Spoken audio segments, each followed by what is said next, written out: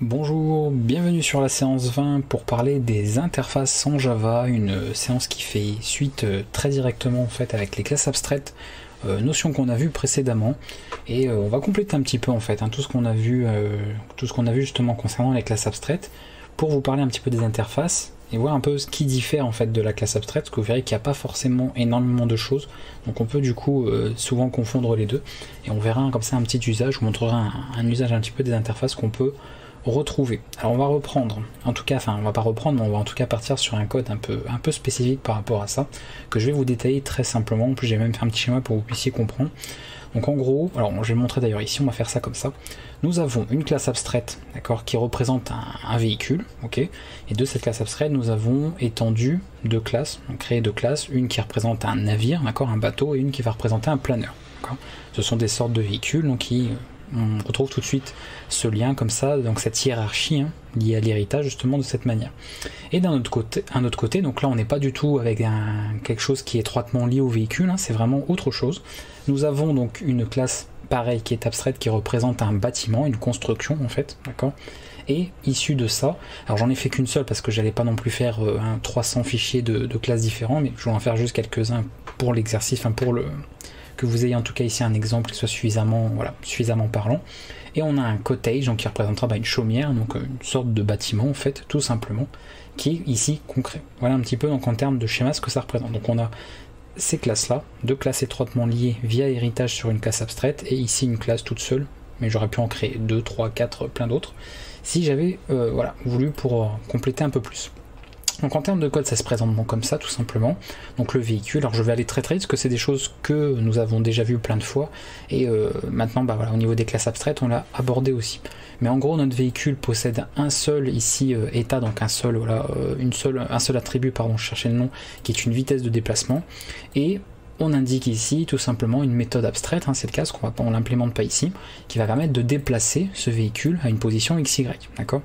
De là, notre navire, et bien quand on crée un navire, il a une vitesse par défaut qui est indiquée, donc pour ceux qui, moi j'ai entre guillemets ici je me suis décidé pour l'exemple de me dire que la vitesse de déplacement c'est du km/h par exemple, et comme un bateau se déplace en nœuds, et bien voilà, en gros ici on a quelque chose qui se déplacerait aux alentours de 9 nœuds, donc ça correspond grosso modo, pour ceux qui seraient curieux, à du 16 km à peu près.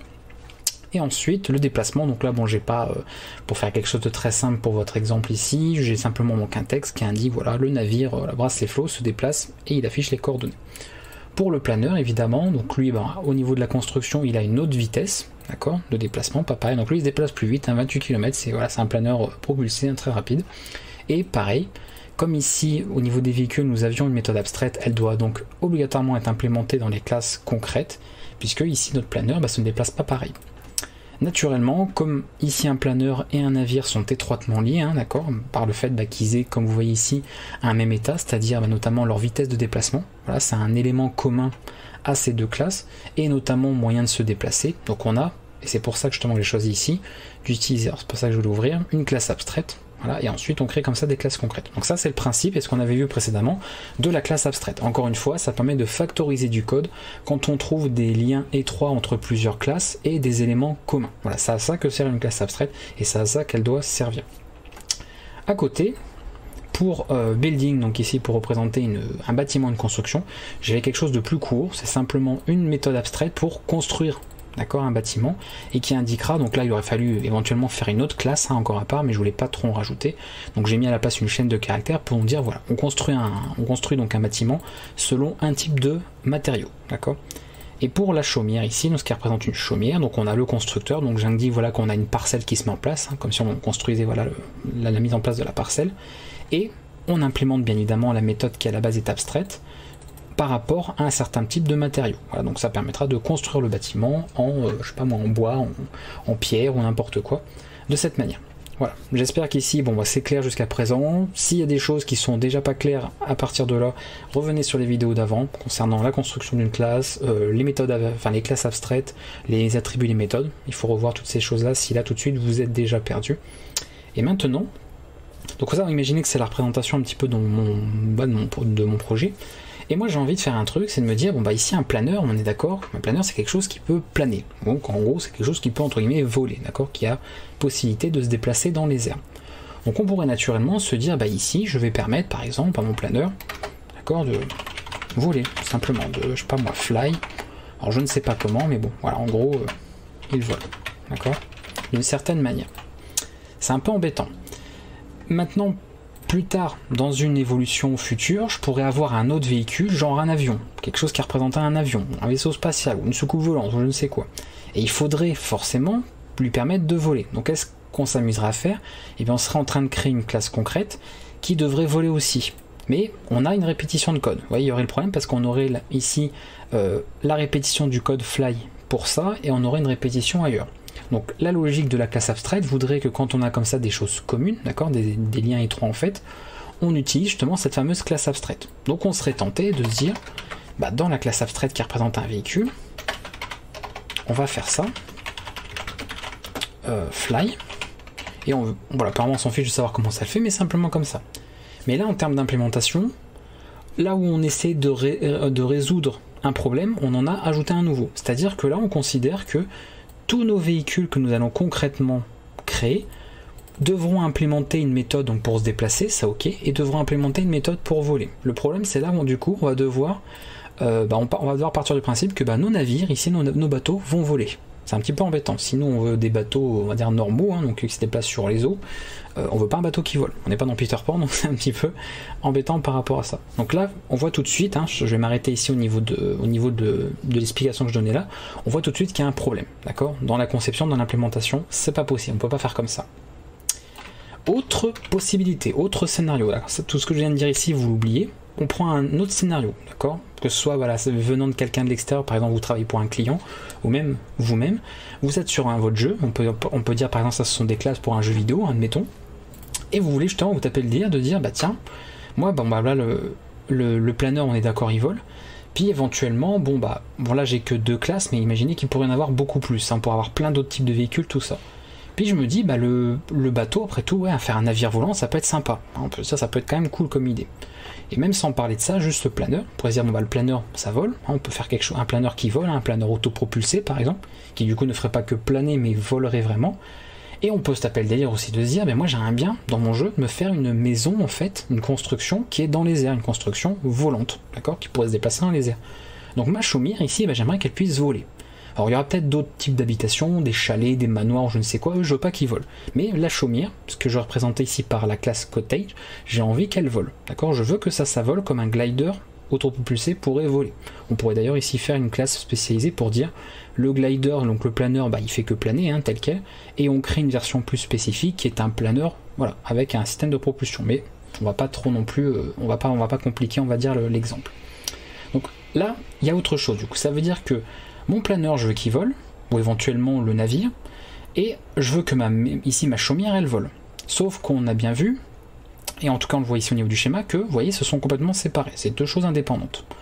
Donc évidemment, hein, je pense que vous l'avez compris, ce que c'est, voilà, c'est le principe de tout ce que je vous expliquais concernant la classe abstraite. Il serait absolument pas possible, et absolument pas cohérent, d'accord, d'un point de vue, on va dire, lien étroit, de se dire, alors je vais pas forcément faire des rectangles, je vais juste noter du texte, mais en gros de se dire par exemple qu'on aurait, je sais pas moi, flying element, pour dire on a un élément, quelque chose en fait qui vole, hein, voilà, un truc comme ça, et après du coup on dirait, hop, on a ici notre, allez regardez, on va prendre le navire, hop, notre navire, on va ensuite avoir notre chaumière, voilà, comme ceci. Et on se dit, pas de problème, on sait faire ça, on va faire une classe abstraite. Flying Element, ce sera une classe abstraite. Voilà. On pourrait se dire ça, on pourrait dire après tout, voilà, pourquoi pas, il y a un élément commun puisqu'on voudrait que tous les deux volent. Donc pourquoi on pourrait pas faire ça? Le problème, c'est que, cottage, d'accord, donc une chaumière ici, par rapport en tout cas à la représentation qu'on a là, c'est pas des choses étroitement liées. On est parfaitement d'accord pour dire qu'une chaumière ici, c'est carrément différent d'un navire. Dans ce cas-là. Et si on commence à tout lier, au final on va se retrouver en fait avec toutes les classes de notre projet qui seront absolument toutes liées ensemble. Et ce serait pas du tout cohérent parce qu'on pourrait trouver, si on veut, hein, si on chipote, honnêtement, on pourrait trouver des liens en tout. On pourrait par exemple trouver un lien entre un planeur et une chaumière, entre une construction et un véhicule. Si on veut, on peut le trouver. On peut toujours trouver un lien quelconque, pas forcément cohérent, mais il y a toujours moyen de trouver un lien. Donc c'est pas possible, parce que la classe, encore une fois abstraite, permet et doit servir à factoriser du code. Encore une fois, quand il y a des classes qui sont étroitement liées. Là, pour moi, la chaumière, c'est pas étroitement lié à un navire, c'est pas étroitement lié à un planeur. Donc la solution de la classe abstraite ne va pas. Et c'est là justement qu'intervient le sujet de cette séance-là, les interfaces. En gros, et je vais déjà faire un petit schéma pour vous montrer en quoi ça consiste très simplement, je vais fournir donc ce qu'on appelle un contrat. C'est le terme généralement qu'on emploie. Quand on parle d'interface, on parle de contrat. Moi, j'aime pas spécialement ce mot parce que je trouve que expliquer ça, quelqu'un qui débute, lui dire voilà, une interface c'est un contrat, je pense qu'il y a plein de gens qui ne vont pas forcément comprendre le truc. Donc on va développer un peu plus ça. Mais le contrat, c'est un peu quoi? En fait, moi, l'interface, je préfère dire que l'interface, c'est un peu comme la carte d'un menu dans un restaurant. En gros, on vous fournit une carte, d'accord? Je vais faire un gros contrat, voilà, comme ceci. Et en gros, il y a tout un tas de choses qui sont indiquées là-dessus, d'accord? Et dans un restaurant, je pense que vous comprenez un peu le principe, vous pouvez demander n'importe quoi de ce qui est indiqué sur votre carte, d'accord? Et il y a un cuisinier qui va cuisiner le plat. Si vous voulez un pavé de bœuf, etc., il le fera. Si vous voulez une salade, il fera la salade, etc. Donc, il y a un contrat d'engagement. En gros, on vous fournit une liste de choses, d'accord? Et vous choisissez là-dedans, et on va pouvoir, nous, en faire quelque chose et vous fournir ceci. Donc il y a un contrat. Alors comment ça se passe en termes d'informatique, en termes de programmation? Parce que là c'est un peu plus autre chose. Vous avez certainement déjà entendu parler vous avez déjà entendu le nom d'API, d'accord? API si on emploie le terme anglais, qui est en fait une simple interface. Alors que des fois c'est un mot qui a l'air compliqué, on se dit tiens ça a l'air génial ici, une API ça a l'air d'être un truc très compliqué, mais pas du tout. Une API en fait c'est une interface, c'est un contrat. En gros, on va vous dire ici, donc là pour rejoindre l'exemple de ce que je voulais faire, moi je vais faire une interface, donc là vous voyez je fais une grosse interface, c'est volontaire, et alors je peux le mettre du texte, il veut bien ou il veut pas, comment que ça se passe, voilà, ok, et je vais l'appeler comme ceci, volant, flyable, je vais dire voilà, je fournis un contrat qui dit voilà qu'on va pouvoir avoir quelque chose de volant. Mais dans cette, encore une fois, quand par exemple vous allez dans un restaurant pour une carte, quand vous voyez marqué pavé de saumon, tagliatelle, etc., vous savez pas comment le cuisinier va le préparer. Et vous, à la rigueur, vous vous en fichez. Vous payez votre menu, vous voulez un pavé de saumon et vos tagliatelles, peu importe comment le cuisinier le prépare, il faut que ce soit bon, ça c'est clair, il faut que ce soit frais parce que c'est quand même mieux dans un resto, et terminé, d'accord? Vous occupez pas en fait de la manière dont le cuisinier va en fait implémenter la recette. Vous savez juste qu'il peut vous faire un pavé de saumon avec des tagliatelles comme menu, et c'est tout. Et là c'est pareil. On dit moi je te fournis une API, on va créer, donc nous, parce qu'on est le développeur ici, on va créer une interface en Java, parce que là on parle de Java, qui est en fait une API, d'accord, pour créer quelque chose de volant, on ne sait pas quoi, c'est juste, voilà, volant. On a une interface comme ça. Et cette interface, alors je vais un petit peu déplacer tout ça, parce que c'est un peu le principe, on va le mettre ici. Non, pas comme ça, on va faire ça là. Voilà.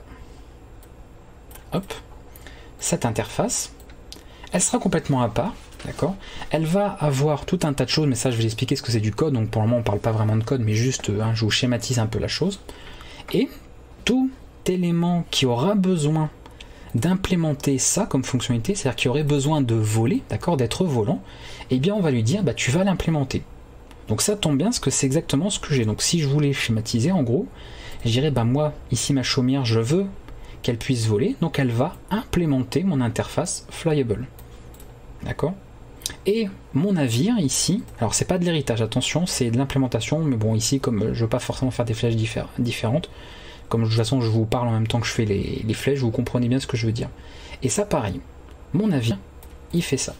Donc ça c'est vraiment une interface, c'est-à-dire que c'est une surcouche d'abstraction, ça veut dire on te dit juste, on va faire voler, d'accord, il y a une interface pour permettre le vol, mais sans forcément se poser la question de comment on va le faire. Parce qu'on est d'accord qu'on ne fera pas voler un bâtiment comme on va faire voler un navire. Et on s'en fiche, puisque c'est dans la classe du navire qu'on va implémenter cette interface. Qu'on va dire, le navire, pour voler, pour être quelque chose de volant, il va le faire de telle manière. Et la chaumière, elle va le faire de telle manière. Et si un jour, parce que c'est important aussi, la programmation objet, encore une fois, permet de ça, elle sert à réutiliser le code et faire évoluer le code, l'améliorer, si un jour, n'importe qui, que ce soit vous en tant que développeur ou un autre développeur qui viendrait à reprendre votre code, se dit, moi, ça y est, je veux faire une voiture, mettons, il fait une nouvelle classe ici, voiture, et je veux qu'elle puisse être une voiture volante, et bien il fera pareil, il dira eh ben, ma voiture, elle va implémenter, d'accord, donc je pourrais le faire, hein, je pourrais marquer voiture ici, et admettons, voilà, donc on a marqué voiture, et il dirait bah, ma voiture, elle implémente cette interface aussi. Et il dirait lui dans son code, vous voyez, donc il n'y a pas besoin de toucher il n'y a pas besoin de toucher au code ici, il n'y a pas besoin de toucher au code du véhicule ou je ne sais quoi, c'est juste lui dans son propre code, sans avoir à casser en fait le reste, sans même savoir à la rigueur ce qu'il y a dans le reste du code, il dira bah voilà, ma voiture, moi, elle vole. Et comment elle vole? Eh ben, de telle manière. Et il le fera dans sa propre implémentation. Voilà le principe d'une interface, d'accord? C'est une couche d'abstraction qui établit en fait un contrat et que du coup vous pouvez implémenter dans n'importe quelle classe, d'accord, n'importe quelle entité, concept, etc. dans votre code qui aurait besoin d'utiliser en fait cette fonctionnalité, de se servir de cette API. Ici l'API, c'est le fait d'avoir quelque chose de volant, d'accord? C'est un peu compliqué à expliquer parce que volant, oui, c'est un terme un peu spécial. Alors pourquoi je l'ai marqué de telle sorte comme ça, la flyable?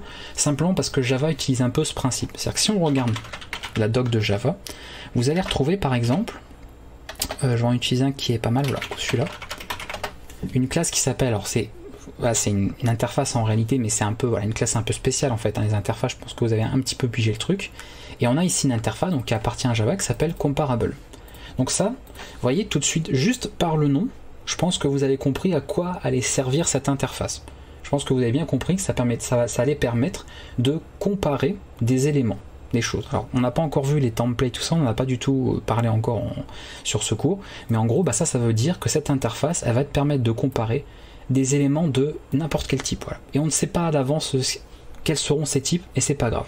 Et si on va un petit peu plus loin dans cette doc, on va trouver par exemple une classe, alors je sais pas moi, la classe double, voilà, vous savez, pour les nombres à virgule, calendar, byte, vous voyez, on retrouve un petit peu tous les types de données.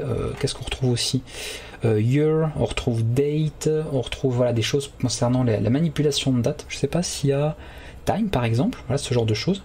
Et du coup, bah, dans ces classes qui vont implémenter les interfaces, on dira bah voilà, un temps on va le comparer de telle manière. Mais le temps on va pas le comparer comme des années. On va pas non plus le comparer comme un nombre, un byte. On va pas le comparer comme un double. On va pas le comparer comme un calendrier. On va pas le comparer comme un caractère, etc., etc., etc. Et peu importe. Nous, tout ce qu'on veut savoir, c'est juste qu'il y a une API qui nous dit que on va pouvoir ajouter une fonctionnalité à n'importe quelle classe que l'on veut pour lui permettre comme ça de comparer des éléments. Voilà le principe. Donc ça, c'était un exemple suffisamment parlant. Et en Java, alors dans d'autres langages, pour indiquer le nom d'une interface, on met souvent un I majuscule devant. Et ici, en Java, vous remarquerez que les interfaces ont souvent le terme comme ça à la fin, able, voilà, quelque chose en fait en able, donc c'est un adjectif pour dire comparable, clonable, sérialisable, comment dire que ça peut être lisible, voilà, readable, voilà, pour dire lisible par exemple, et on retrouve un petit peu toujours ce terme là. Donc pour qu'on reste un petit peu dans les conventions de nommage de Java, c'est pour ça que là dans le schéma j'ai appelé ça flyable, pour dire volant, d'accord, c'est un adjectif par rapport à ça. Alors ça c'est les explications, c'est le schéma, c'est bien beau. Maintenant en termes de code, comment ça se met en place? Comment on met en place cette interface? Maintenant vous savez qu'il faut faire comme ça et que cette interface va permettre de corriger ce problème qu'on avait montré tout à l'heure là, le fameux voilà, la fameuse ici méthode abstract fly qui du coup n'irait pas du tout parce que ça voudrait, ça nous obligerait en fait à rendre tous nos véhicules volants. Donc en gros, bah, si vous faites une moto, il faudrait qu'elle vole, si vous faites une voiture, il faudrait qu'elle vole, et c'est pas du tout ce qu'on veut. Donc on va faire une interface. Donc une interface en fait c'est comme une classe, hein, quelque part, on va pas trop s'embêter là-dessus. Alors on peut faire, comment je peux faire ça?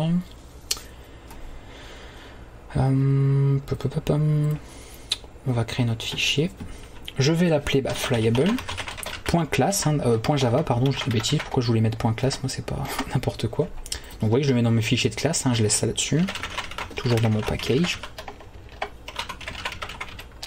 J'ai du mal à écrire, hein. Wow, ce matin c'est dur.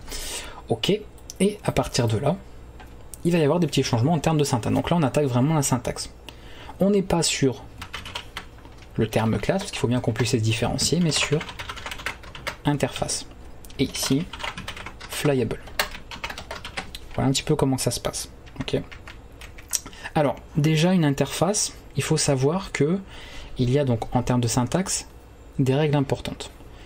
Une interface, c'est, alors en termes de syntaxe seulement, attention, pas dans le comportement ou dans la manière dont on doit s'en servir, c'est pour ça qu'il ne faut pas confondre les deux, mais juste en termes de syntaxe pure, Et bien une interface, c'est simplement en fait une classe abstraite dont toutes les méthodes en fait sont abstraites, d'accord? C'est-à-dire qu'il n'y a pas de méthode comment dire, qui serait déjà implémentée ou ce genre de choses, même s'il y a une petite exception depuis la version 8 de Java, mais on va en parler sur la séance. Donc en gros, tout est public et tout est abstrait par défaut. Donc vous n'avez pas besoin de mettre le mot-clé abstract pour vos méthodes, et vous n'avez pas besoin non plus, mais bon ça peut être toujours bien de le mettre si vous voulez un indicatif, le mot-clé public, d'accord? Moi par exemple je mettrais juste public, mais on met pas de toute façon, c'est assez rare qu'on mette le mot-clé abstract dans les interfaces, mais si vous voulez le mettre, il n'y a pas de problème. Si pour vous c'est plus compréhensible de faire comme ça, pour être sûr que vous compreniez bien les choses, mettez-le, il n'y a aucun problème avec ça. Et comment ça fonctionne? Eh bien, dans cette interface, je vais dire, voilà, on aura différentes choses, donc différentes méthodes, d'accord? Différents comportements qui vont permettre de faire voler. On sait pas quoi, ça peut être, vous voyez, au final on pourra faire voler une chaumière, un navire, peut-être une moto, ce qu'on veut en fait, donc peu importe. Donc moi je vais rester sur quelque chose de très simple, parce que pour le moment, je vais pas faire 15 000 exemples non plus, mais je vais juste dire, voilà, j'ai une méthode fly. Voilà, alors fly comment? Ça peut être par exemple, je sais pas, moi on peut utiliser, alors je vais utiliser chaîne de caractères parce que je vais pas créer une autre classe non plus, mais genre quelque chose qui représenterait une énergie pour pouvoir voler. Et c'est tout, mon interface est terminée, d'accord? Alors une interface, pour information, comme une classe abstraite peut étendre une autre classe abstraite, comme je l'avais déjà dit sur la séance précédente, une interface peut étendre une autre interface. Pour cela, il faudra utiliser, comme pour les classes, le mot-clé extends, d'accord? Voilà, donc si vous avez une hiérarchie d'interface comme on aurait une hiérarchie de classes, vous utilisez comme pour les classes le mot-clé extends. Par contre, dès qu'une classe doit utiliser une interface, donc l'implémenter obligatoirement, il faudra utiliser le mot-clé implement. Donc ça c'est simple, même si c'est des mots anglais, c'est facilement lisible, même pour nous français, francophones, c'est facile d'utiliser ces termes. Donc maintenant, comment j'implémente en fait cette interface? Comment je me dis, voilà, je veux rendre ici mon navire volant. Regardez, c'est très très simple, en termes de code, c'est juste ça. J'ai mon véhicule ici, donc on met tout ce qui est extension d'abord, c'est important, il faut toujours mettre l'extension d'une classe. D'ailleurs en Java, parce qu'il y a des langages qui font un peu exception, mais on ne peut pas faire d'héritage multiple, ça veut dire qu'une classe elle peut en étendre qu'une seule, on ne peut pas avoir une classe par exemple qui hérite de 2, 3, 4 et plus de classes, il n'y en a qu'une seule. Par contre, et c'est aussi l'avantage de l'interface, c'est qu'une classe elle peut implémenter autant d'interfaces que vous voulez. Donc on peut faire de l'implémentation multiple d'interfaces. Et on les met toujours en dernier. Donc on fait implements, et là vous mettez tous les noms d'interfaces que vous voulez. Donc là il y a flyable, si on avait un autre, on mettrait une virgule et puis autre chose. Moi je sais pas, on pourrait par exemple dire n'importe quelle autre interface, comme ça vous les séparez par des virgules. Et c'est tout. Ça c'est la syntaxe pour dire mon navire va implémenter l'interface flyable. Par contre, comme ça vous voyez que rien n'est implémenté, parce que c'est le principe d'une interface, il n'y a aucune implémentation en tout cas ici, on verra après encore une fois qu'il y a une petite exception pour terminer la vidéo, et bien il va falloir l'implémenter, de dire c'est bien, on a vu qu'ici tu as dit tu voulais que ton navire vole, maintenant il faudrait peut-être que tu nous expliques comment il vole. Alors quand je dis il faudrait que tu nous expliques, c'est le compilateur, il va avoir besoin de dire, de savoir comment on va faire voler le navire. Donc, comme pour une classe abstraite, où on aurait du coup une classe concrète où il faudrait implémenter les méthodes abstraites, ici on implémente les méthodes abstraites de l'interface. Pour dire, voilà, le navire il va voler comme ça. Donc là on va mettre un petit texte simple, pour faire quelque chose de pas trop compliqué. On va mettre par exemple, je me propulse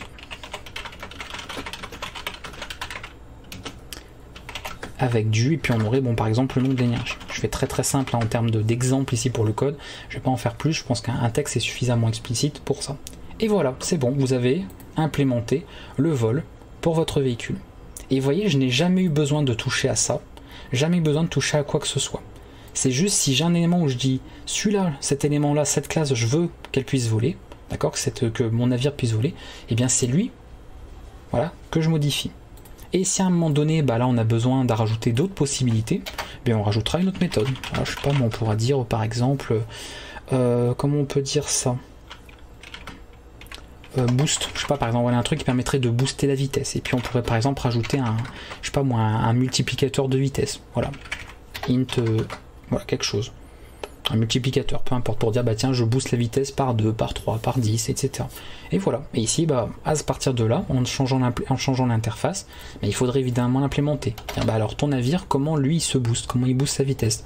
Et si tu veux que ta chaumière elle vole, comment elle boosterait sa vitesse. D'accord, c'est important. Hein. C'est à partir du moment où ici vous avez différentes méthodes, il faut, comme pour les classes abstraites, obligatoirement que ce qui les implémente, implémente toutes ces méthodes, c'est obligatoire. Donc s'il y a 10 méthodes dans votre interface, il faudra implémenter 10 méthodes dans chaque classe qui implémente cette interface. Très important. De toute façon, si vous ne le faites pas, vous aurez une erreur à la compilation, donc on vous le rappellera, Java en tout cas vous le rappellera très très vite. Donc c'est pas tout, c'est pas fini. Ici il faut pareil. Alors je vais faire un petit copier-coller, parce que vous savez, voilà, on aime bien faire les copier-coller en informatique. Parce que bah voilà, c'est elle, je veux qu'elle utilise aussi. Donc très simple aussi. Regardez, ma chaumière, je veux qu'elle vole. Et bien je lui implémente l'interface pour voler. Je me propose dans les airs avec quelque chose et on verra comment. Du coup, alors on va virer peut-être, on va juste faire ça. Voilà, ces exemples-là. Tac. Et on va les faire voler. C'est parti. On va faire voler notre chaumière. Vous voyez, très simple. On va faire ça. Qu'est-ce qu'on peut mettre par exemple? Alors c'est un peu bizarre. Là, on peut mettre, je sais pas. Enfin, franchement, j'ai pas d'idée en termes de nom pour l'énergie. Hein. Ça peut être, je sais pas moi, du. J'ai franchement pas d'idée. Allez, au carbone, on va dire au carbone. On n'a qu'à dire ça comme ça. Et le navire. Voilà, Fly, on n'a qu'à dire. Lui, son énergie, c'est de la magie. Voilà, c'est du mana. Hein, c'est de la mana, comme dans les jeux vidéo. Voilà. C'est quelque chose de magique. C'est la mana qui lui permet de voler. Et vous voyez, c'est tout en fait. Juste ça. J'ai pas eu besoin à un moment donné de dire, bon bah le véhicule va falloir changer parce que comme bah, le ship, on est d'accord, c'est une sorte de véhicule. Donc on pourrait se dire, mais du coup, le véhicule, faut lui indiquer qu'il peut éventuellement voler. Bah non. Parce que tous nos véhicules, on veut pas qu'ils volent. Donc il n'y a aucune raison de toucher à ça. Mais comme il y a des cas, des exceptions où on veut que ça vole, eh bien on passe par une interface. Voilà. Et on a du coup, on n'a plus en tout cas ce problème qu'on pouvait avoir avec les classes abstraites. D'accord? Et n'oubliez pas, une classe peut implémenter plusieurs interfaces. Donc ça veut dire que vous pouvez du coup rajouter plein de fonctionnalités à vos classes en implémentant tout un tas d'interfaces comme vous le voulez. D'accord? Ça peut être vraiment pour plein de choses. Donc on va quand même compiler pour montrer que hein, je vous dis pas des bêtises, hein, que ça marche. Voilà, puis voir si j'ai pas fait de bêtises. J'ai fait une bêtise, voilà évidemment.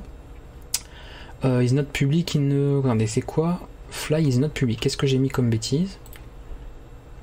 Void, flight. C'est comme des fois je fais des... Ah oui, bah, je fais... Bien sûr, bah ouais, t'as raison, vas-y, fais n'importe quoi. Regardez, vous voyez, c'est le copier-coller. Faites attention, parce qu'après, quand votre copier... Il y a déjà une faute dans ce que vous copiez-coller. Dommage. C'est dommage. Faut pas faire ça. Hein. Oui, c'est un parce que j'ai oublié la majuscule. Et voilà. Donc la parcelle en place, c'est la construction de la chaumière. Je me propulse dans les airs avec du carbone, donc ça, c'est la chaumière qui est en train de voler. Et ça, bah, c'est le navire. Voilà. Et ça fonctionne, vous voyez, tout vole, pas de problème. Et si demain, je veux rajouter un nouveau bâtiment hein, ou un nouveau véhicule et que je veux qu'il vole, eh bien pas de problème. C'est-à-dire que s'il n'y a rien qui change par rapport à la manière de voler, en tout cas ce contrat, hein, cette interface, eh bien je crée une classe concrète qui hérite de la classe abstraite qui est adéquate, hein, qui a des liens avec elle. Si c'est un véhicule, bah, faut que ça hérite de véhicule. Si c'est une sorte de bâtiment, il faut que ça hérite de building. Et si je veux que ça vole, eh ben j'implémente tout simplement l'interface flyable. Et c'est tout, terminé. J'ai pas eu besoin de toucher à quoi que ce soit d'autre par rapport à ça. Voilà, si vous avez compris ce que j'ai dit jusqu'à présent, parce que je sais que la vidéo pour le coup va être un petit peu longue quand même, ça parce qu'il y a beaucoup de choses à expliquer, vous avez déjà compris 99% des interfaces en programmation de manière générale, y compris sur d'autres langages. Parce que le principe, encore une fois, ce sont des notions élémentaires qui fonctionnent de la même manière sur d'autres langages. Après, ce qui va changer selon le langage, c'est la syntaxe ou comment fonctionnent des fois les accès ou autres d'un langage à l'autre. Donc ça, faites attention, selon le langage de programmation, il y a des choses qui diffèrent, mais la notion elle est là, d'accord? À quoi sert une interface? C'est ce que je viens de vous dire, et bien c'est exactement pareil pour le C++ ou d'autres langages qui peuvent avoir par exemple des interfaces. Tout à fait pareil, d'accord? Il n'y a vraiment pas de différence de ce côté-là. Du coup,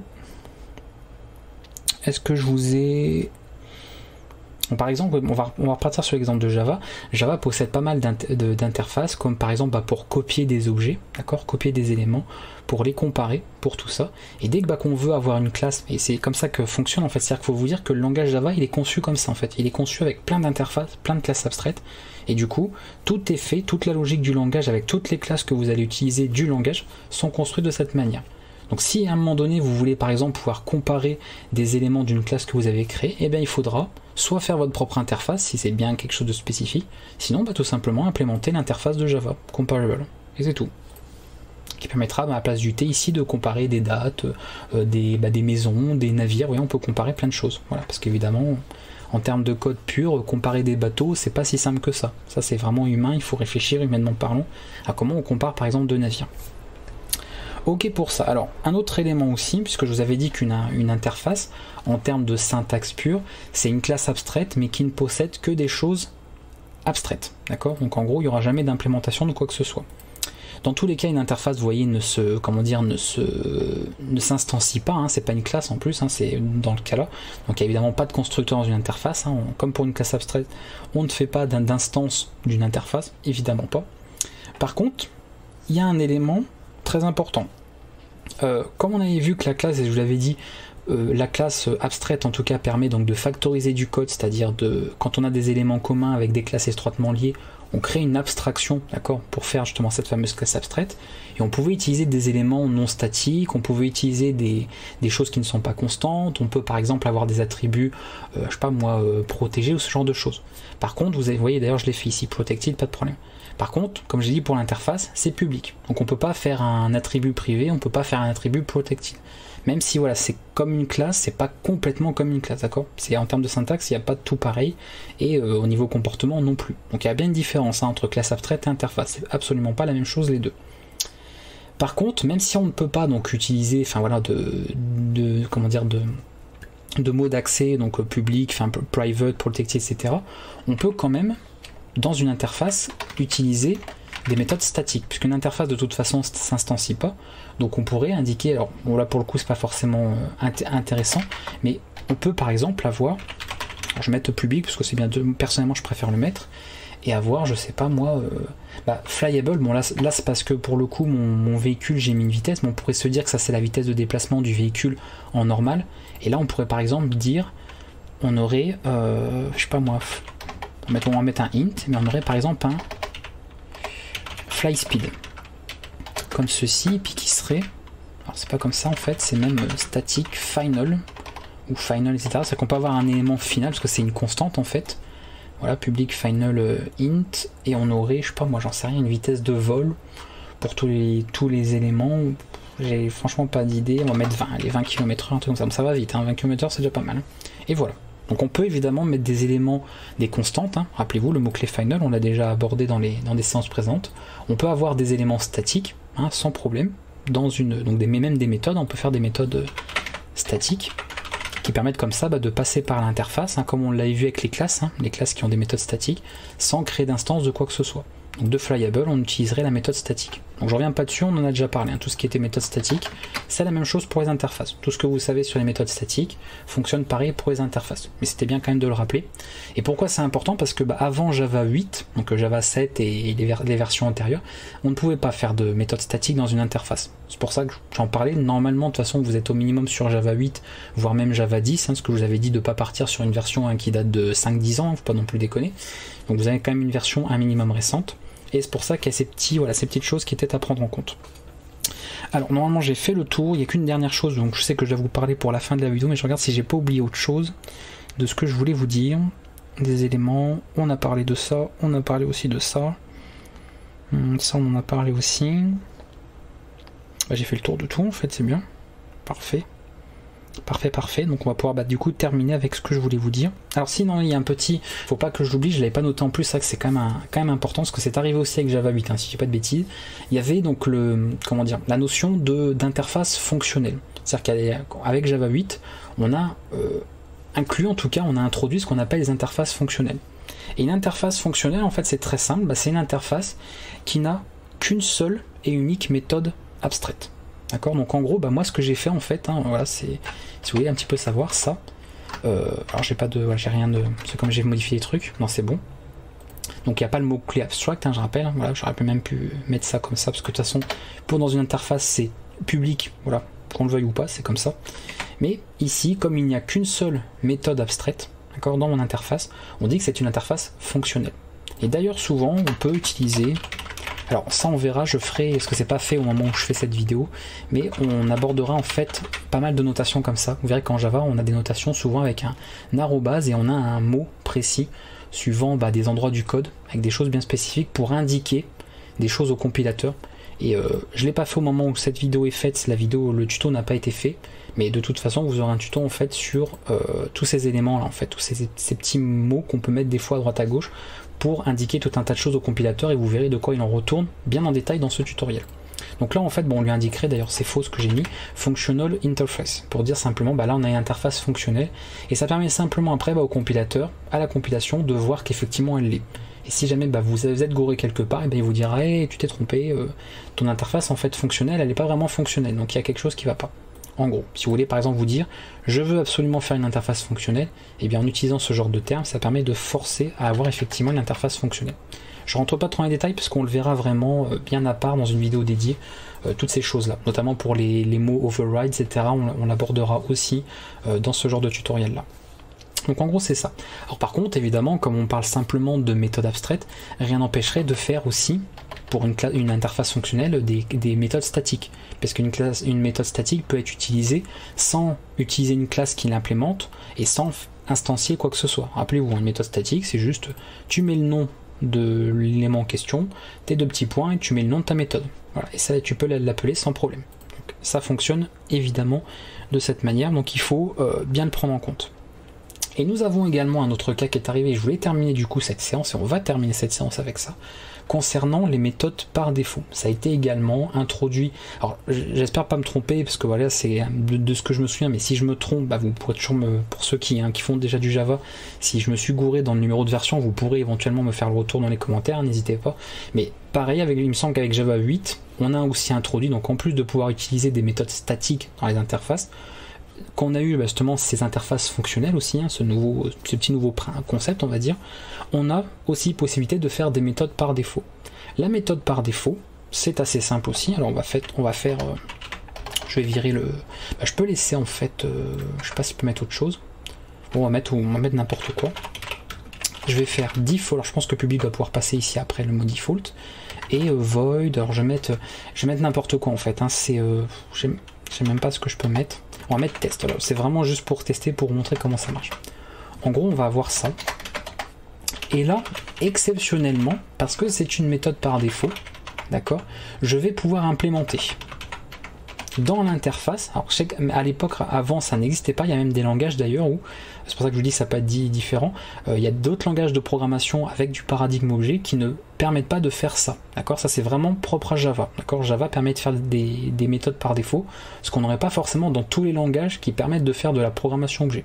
Donc attention, là c'est une exception où les méthodes par défaut dans une interface ne fonctionnera pas sur tous les langages à programmation orientée objet qui permettent d'utiliser des interfaces. Donc, attention. Mais du coup ici, en gros on a ça. C'est comme on utilise ce mot-clé, default, qui veut dire j'implémente, exceptionnellement, vous voyez c'est une exception, j'implémente du code dans une interface, chose qui avant Java 8, encore une fois si je ne me trompe pas, ne permettait pas de faire. Et comment ça fonctionne? Tout simplement, si les classes qui implémentent votre interface redéfinissent, d'accord, donc implémentent en fait cette méthode test, et bien elles utiliseront leur propre méthode test. Et sinon, et comme l'indique le mot-clé default, et bien c'est cette implémentation-là qui sera exécutée par défaut. C'est tout, c'est juste ça en fait.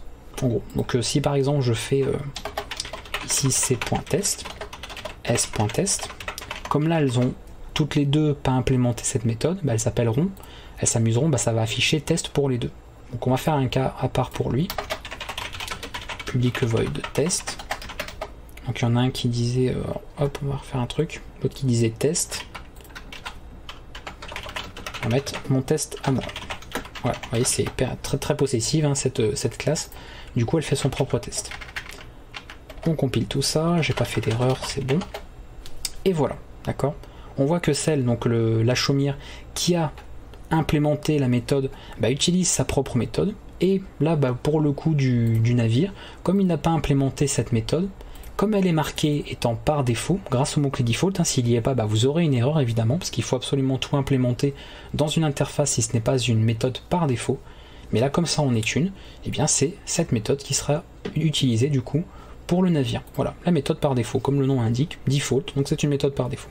Voilà, donc je voulais terminer avec ça, c'est un petit bonus, hein, j'aurais pu ne pas vous en parler, mais je tenais quand même à en parler parce que c'est arrivé avec Java 8, normalement, et du coup, bah, c'est toujours bien de savoir qu'il y a ça, que vous ne soyez pas surpris si un jour vous tombez dessus en disant bah mince, je pensais que j'ai toujours entendu dans une interface on n'implémentait rien, et puis là, bah là il y a de l'implémentation, donc je comprends plus, voilà, c'est embêtant, c'est assez confus.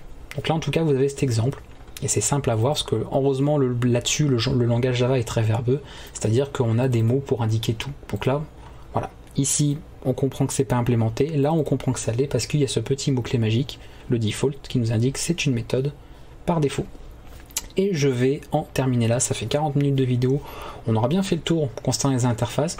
J'espère que ça vous a permis de bien comprendre, d'accord, cette nouvelle notion. Ça vous permet aussi de bien la compléter avec les classes abstraites, d'accord, parce que le principe pour moi en tout cas c'est que vous ayez bien compris quand utiliser l'un, quand utiliser l'autre. Donc je pense que si on peut résumer le plus simplement, mais même si c'est pas exhaustif, c'est encore une fois la classe abstraite, vous avez des classes qui ont des liens étroits, d'accord, et donc des éléments communs. Donc vous pouvez les hiérarchiser via une classe abstraite. Et quand vous avez des classes qui peuvent être complètement indépendantes, mais vous pourriez avoir besoin de leur apporter des fonctionnalités bien précises, sans qu'elles aient elles-mêmes, hein, ces classes-là, des liens entre elles, eh bien on va passer par une interface. N'oubliez pas, une interface, pour en revenir au schéma, c'est un contrat, voilà, qui vous dit, bah, je propose une API, d'accord, donc un ensemble de fonctionnalités, tout simplement, mais sans forcément savoir comment je vais le faire. Et tous ceux qui veulent m'utiliser, eh bien, ils nous diront comment en fait ils implémentent ça, comment on peut voler. C'est un peu comme si vous vous disiez, bah tiens, moi je veux que telle chose fasse telle chose, et après vous demandez à quelqu'un de se débrouiller en fait pour que ça fonctionne. Voilà, donc vous n'avez pas besoin de savoir comment il le fait, tant que ça le fait. C'est ça l'interface en fait, c'est vraiment un contrat qui engage donc la classe qui l'implémente à devoir implémenter ce que possède l'interface. Si vous avez compris tout ce que je vous ai dit sur cette vidéo, sur la vidéo concernant les classes abstraites, vous aurez compris, je dis pratiquement tout là-dessus, et ça permettra aussi de terminer donc sur ce gros passage en fait de ce cours Java avec la prochaine séance concernant le polymorphisme, c'est-à-dire que tout ce qu'on a vu là sur les classes abstraites, les interfaces permettent de faire du polymorphisme. Ce sera le sujet de la prochaine séance, et vous allez voir, c'est très très pratique, ça fait gagner beaucoup de lignes de code ensuite pour le développeur. Donc du coup je vous laisse avec cette fin de vidéo, j'espère que ça vous a plu, on se retrouvera pour la prochaine séance, pour le polymorphisme, et s'il y a des questions comme d'habitude, n'hésitez pas à les laisser dans les commentaires. A bientôt tout le monde.